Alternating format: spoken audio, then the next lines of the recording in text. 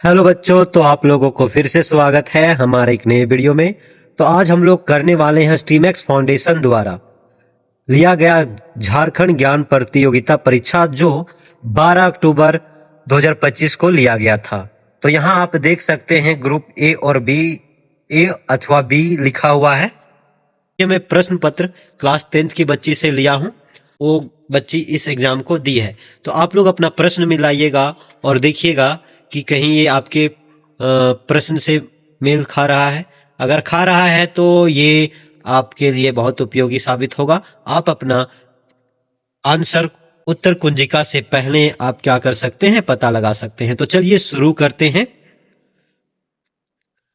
हमारे पास ये खंड ए में दिया गया है, क्या गद्यांश दिया गया है। पहला गद्यांश है, आप लोग पहले पढ़ चुके होंगे एग्जाम के समय में। हम लोग डायरेक्ट आंसर पे आते हैं।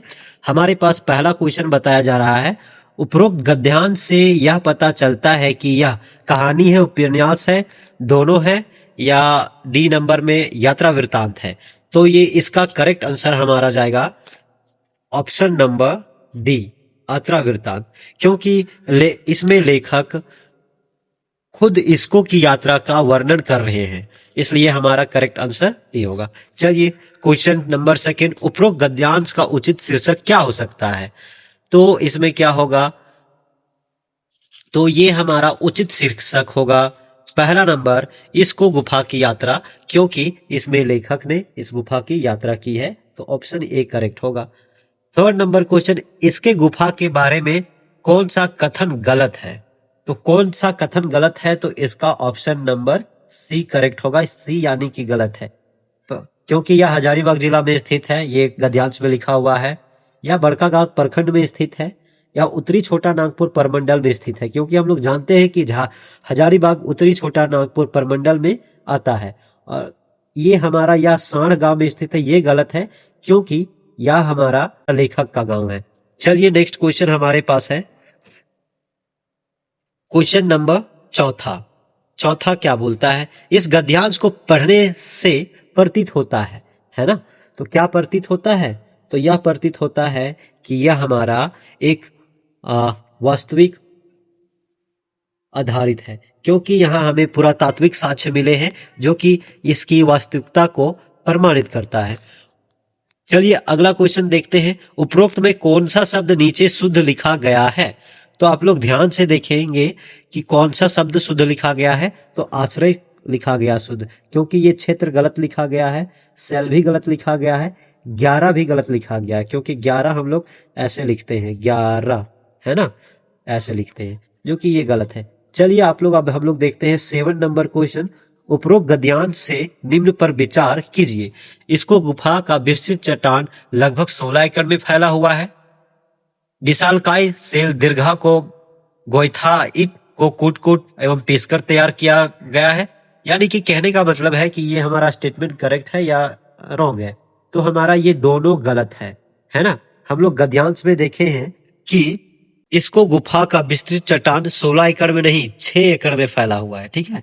और जो हमारा दूसरा स्टेटमेंट बोलता है वो हमारा रक्तिम लोह से हेमेटाइट से रंगा गया है, हेमेटाइट से रंगा गया है। तो ये दोनों गलत हो गए। चलिए आगे क्वेश्चन देखते हैं। हमारे पास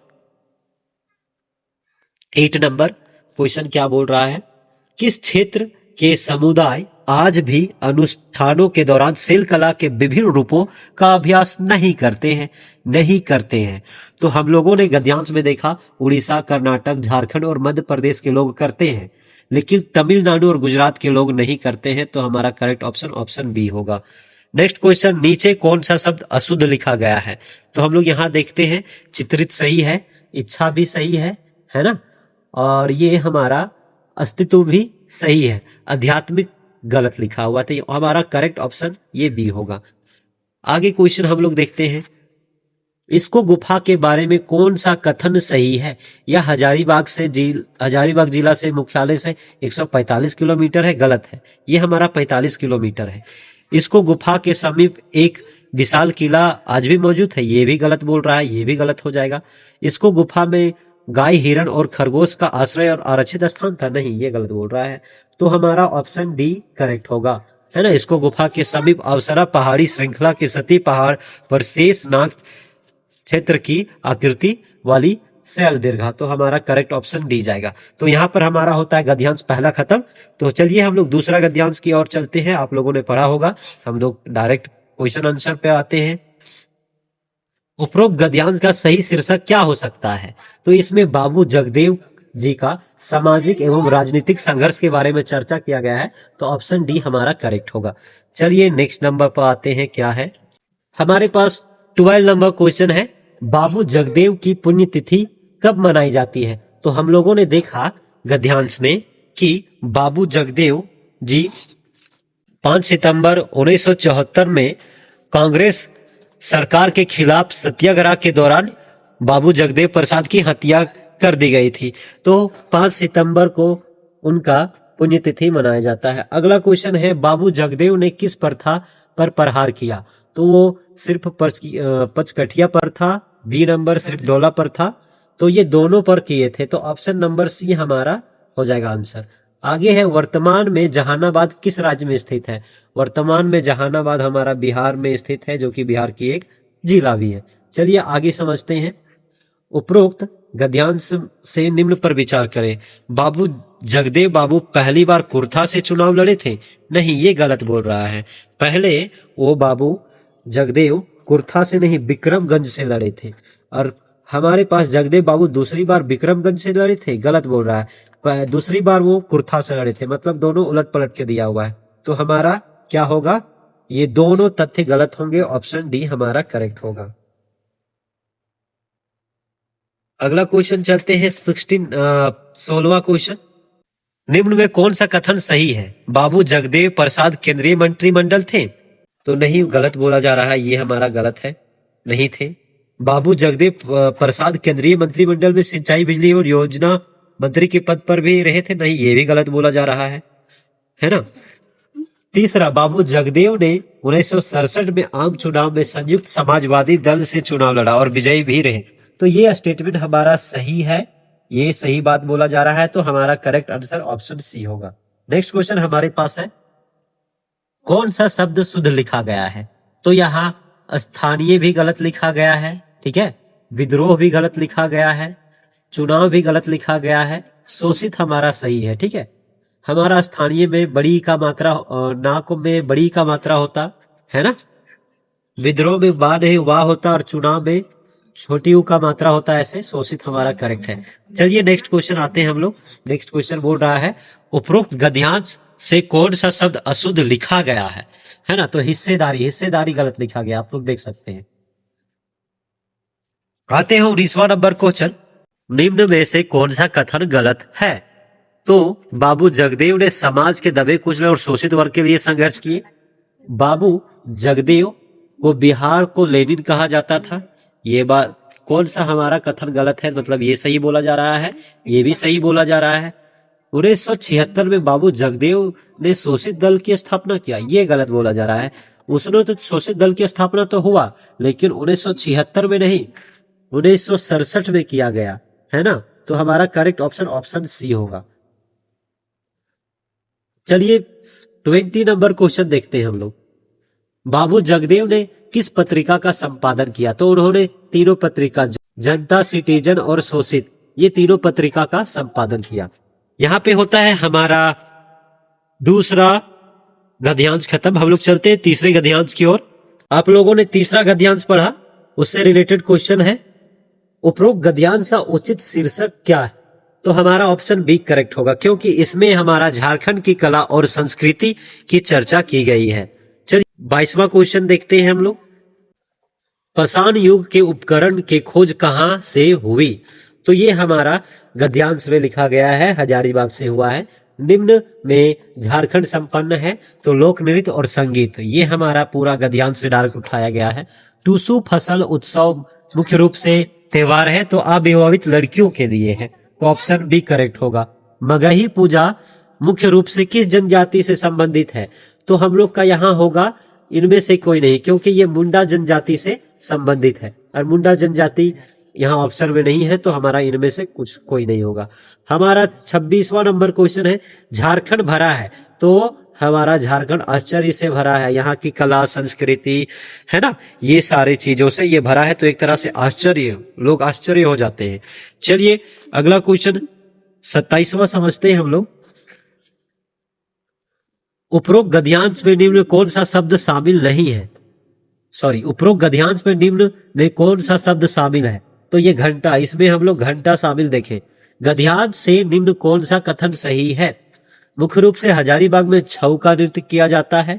नगाड़ा की धावनी शीतकालीन सर्वश्रेष्ठ होती है। बेलनादार मादर पैर से नहीं बल्कि हाथ से बजाई जाती है। तो हमारा ये क्या होगा? ऑप्शन सी करेक्ट होगा। ठीक है, चलिए 29वां नंबर क्वेश्चन पे आते हैं। उपरोक्त गद्यांश में कौन सा शब्द शामिल नहीं है? तो कपूर की चर्चा नहीं की गई है। आगे 30वां क्वेश्चन, झारखंड के लोकगीते हैं। तो डमकच और जापी, फगुआ, ये सारे हैं उपरोक्त सभी, क्योंकि गद्यांश में सारे लोकगीतों की चर्चा की गई। यहाँ पे हमारा होता है तीसरा गद्यांश खत्म। तो हम लोग चलते हैं चौथा गद्यांश की ओर। ये रहा हमारा चौथा गद्यांश, आप लोगों ने एग्जाम के समय पढ़ रखा होगा। हम लोग डायरेक्ट क्वेश्चन आंसर पे आते हैं। 31वां क्वेश्चन हमारे पास है, क्या उपरोक्त गद्यांश का उचित शीर्षक क्या है? तो इसमें क्या है कि झारखंड की आदिवासी, झारखंड का ज्ञान सागर, झारखंड का उदय करेक्ट होगा, क्योंकि इसमें हमारा झारखंड का सिंधु घाटी के सभ्यता से लेकर झारखंड निर्माण तक का चर्चा किया गया है। तो इसका सबसे उचित शीर्षक हमारा जाएगा झारखंड का उदय। चलिए आगे 32वां, बड़का गांव में कौन सी मिट्टी पाई जाती है? तो बड़का गांव में अभ्रक मिट्टी पाई जाती है। ठीक है, चलिए अगला क्वेश्चन समझते हैं। 33वां नंबर क्वेश्चन, भारत में कितने बड़े राज्यों का उदय हुआ है? हमारे पास गद्यांश में दिया गया है 500 ईसा पूर्व के आसपास महाजन पदों के युग के दौरान लगभग 16 बड़े राज्यों का उदय हुआ है। हमारा करेक्ट आंसर होगा इसका ऑप्शन नंबर बी। 34वां नंबर, जनपदों की सर्वोच्चता से तय होती थी। तो तलवारों की शक्ति से, धनुषों की शक्ति से, कुल्हाड़ी की शक्ति से। तो उपरोक्त में सभी है ना, तो ऑप्शन हमारा करेक्ट होगा डी। चलिए, मोदर घाटी और राजमहल क्षेत्र में पाए जाने वाली मिट्टी है हमारा लाल मिट्टी, काली मिट्टी, अभ्रक मिट्टी, रेतीली मिट्टी। तो हमारा करेक्ट आंसर जाएगा लाल मिट्टी। लाल मिट्टी पाई जाती है, तो ऑप्शन ये करेक्ट होगा। उपरोक्त गद्यांश में कौन सा शब्द शामिल है ना, तो कौन सा शब्द शामिल है? तो इसमें ब्राह्मी शब्द शामिल है, ऑप्शन नंबर ए। 37वां नंबर, कौन सा कथन सही है? पिछले 1000 वर्षों इस क्षेत्र में आदिवासियों ने दक्षिणी बिहार से आधिपत्य के विरुद्ध संघर्ष किया। झारखंड राज्य की मिट्टी की सामग्री मुख्य रूप से चट्टानों और पत्थरों के विघटन से बनी हुई है। तो ये हमारा स्टेटमेंट बी ही करेक्ट होगा, है ना, करेक्ट बी होगा। चलिए नेक्स्ट क्वेश्चन समझते हैं। कविन 38वां नंबर, कौन सा शब्द अशुद्ध लिखा गया है? तो हमारा देखो, खरकई सही है, सामग्री सही है, गणराज सही है, ये सामग्री गलत लिखा गया है, ये हमारा गलत है। चलिए, हमारा झारखंड राज्य घिरा हुआ है 39वां नंबर, तो पहाड़ियों और जंगलों से घिरा हुआ, ऑप्शन नंबर डी करेक्ट होगा। निम्न पर विचार कीजिए। राज्य का अधिकांश भाग छोटा नागपुर पठार पर स्थित है, जो अजय और गंगा नदियों का स्रोत है। मगध की शक्ति लंबे समय तक भारतीय उपमहाद्वीपों के मध्य भाग पर बनी रही है और संगम तथा पाल जैसे शक्तिशाली साम्राज्यों का उदय हुआ। उपरोक्त में से क्या है? तो उपरोक्त में से हमारा ऑप्शन डी, दोनों गलत है, ऑप्शन डी करेक्ट होगा। तो यहाँ पे हमारा होता है खंड ए खत्म, जिसमें हिंदी गद्यांश थे। अब हम लोग चलेंगे खंड बी की ओर, जहां हम लोगों को इंग्लिश पैसेज दिए गए हैं और उसके बेसिस पर जवाब देना है। आप लोगों ने तो इंग्लिश पैसेज पढ़ चुका होगा एग्जाम के समय। हम लोग डायरेक्ट आते हैं अपने क्वेश्चन पे। हमारे पास 41 क्वेश्चन बोलता है, what is the appropriate title for the above passage? तो आप लोग पैसेज पढ़े होंगे और हम भी पढ़े। तो इसमें हमारे फ्रीडम फाइटर ऑफ झारखंड के बारे में चर्चा किया गया, मतलब हमारे फ्रीडम फाइटर झारखंड के बिरसा मुंडा, सिद्धो कान्हो, चांद भैरव की चर्चा किया गया है, इसलिए हमारा ऑप्शन ए करेक्ट होगा। तो सुटेबल टाइटल ए हमारा होगा। चलिए नेक्स्ट क्वेश्चन समझते हैं।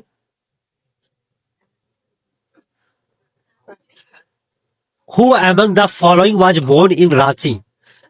तो हमारा ऑप्शन क्या होगा? Option number C, Birsa Munda, जो कि जिस समय हमारा खूंटी रांची के हिस्सा में आता था, उस समय क्या हुआ, वहां उनका उली हाथू खूंटी में जन्म हुआ था। तो हमारा बिरसा मुंडा का जन्म रांची में हुआ था बीते हुए समय में, जब हमारा खूंटी रांची के अंदर में आता था। चलिए 43 number question, which tribes does Tilka Manjhi belongs to? तो तिलका मांझी हमारा पहाड़िया ट्राइब से बिलोंग करते हैं। Next question, which of the following statement is correct? है ना, तो हमारा यहां जो ऑप्शन होगा, ऑप्शन नंबर बी हमारा स्टेटमेंट करेक्ट होगा। ठीक है, आप लोगों ने पढ़ा होगा, उसके बेसिस पर ये जवाब है, ऑप्शन नंबर बी हमारा करेक्ट होगा। चलिए 45 number, which warrior was hang on 14 जनवरी? ठीक है, तो तिलका मांझी जी को 13 जनवरी 1975 को फांसी में चढ़ाया गया था। तो ऑप्शन सी हमारा करेक्ट होगा। Which word below is spell correctly in the above passage? तो हमारा देखो आप लोग, ऑप्शन नंबर सी, रिवोल्यूशन ये हमारा करेक्ट है, बाकी सबका स्पेलिंग गलत है। 47, विच word below is spell incorrectly in the above passage? अब यहाँ पूछा है कि किसका स्पेलिंग गलत है, तो इन्वॉर्मेंट सही है, इल सही है, फाइट सही है, हमारा पैसेज ऑप्शन नंबर ए, उसका स्पेलिंग गलत है। तो हमारा करेक्ट ऑप्शन नंबर ए होगा। चलिए next question, 48 question number, consider the following from the above passage. है ना, हम जो पढ़े उसके बेसिस पर इसको कंसीडर करना है। Tilka Manjhi, Tikait Umrao Singh also work for Thakur Vishwanath Shahdeo the king of Jagannathpur? ये स्टेटमेंट करेक्ट बोल रहा है, ये हमारा स्टेटमेंट सही है। इन अगस्त 1897 Tilka Singh along with 100 of tribals armed with bows and arrows attack the Khunti police station? ये स्टेटमेंट हमारा गलत बोल रहा है, तो हमारा ऑप्शन नंबर ए करेक्ट होगा। चलिए next 49, identify the incorrect statement. Sido was born in 1815? यह स्टेटमेंट सही है। Birsa Munda has been called god, इन्हें भगवान के नाम से भी जाना जाता है, सही बोल रहे हैं। Birsa Munda was born in the present day of Khunti district of Jharkhand, ये भी करेक्ट बोल रहा है, हमारा ऑप्शन बी गलत होगा। While Kanhu was born in 1802 नहीं, ये 1820 में जन्म लिए थे। चलिए अगला क्वेश्चन है हमारे पास, in which jail did Birsa Munda die? तो रांची जेल में ये मर गए थे बिरसा मुंडा जी। तो यहाँ पे हमारा इंग्लिश पैसेज का खत्म होता है पहला नंबर, जो कि हमारा नंबर के हिसाब से देखें तो 5वां है।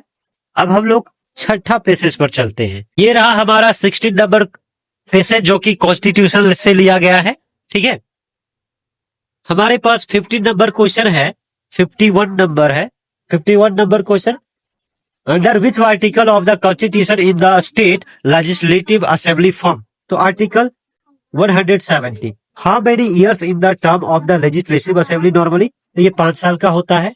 ठीक है, for how long can be term of legislative assembly can be extend while the proclamation of national emergency in force? तो ये 6 मंथ से बढ़ाकर, मतलब 6 में पहले 6 मंथ फिर से एक्सटेंड किया जा सकता है नेक्स्ट 6 मंथ के लिए, तो टोटल 1 साल के लिए। तो ऑप्शन हमारा बी करेक्ट होगा। चलिए next question 54, a candidate must be not less than how old to be member of legislative assembly? तो इसके लिए मिनिमम आपका 25 ईयर्स होना चाहिए। 55, who elects the speaker of the legislative assembly?